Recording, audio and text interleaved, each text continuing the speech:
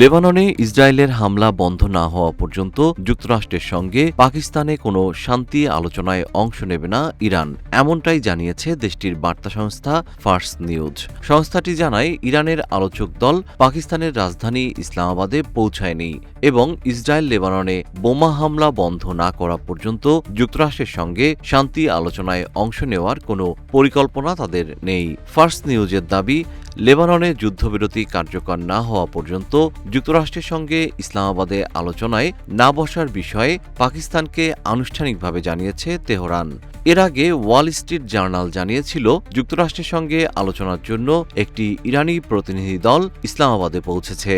ইরানের পররাষ্ট্র মন্ত্রণালয়ের মুখপাত্র ইসমাইল বাঘাইও বলেছেন, যুদ্ধ বন্ধের লক্ষ্যে যে কোনো আলোচনা নির্ভর করবে যুক্তরাষ্ট্র সব ফ্রন্টে, বিশেষ করে লেবাননে যুদ্ধবিরতির প্রতিশ্রুতি রক্ষা করছে কিনা তার উপর।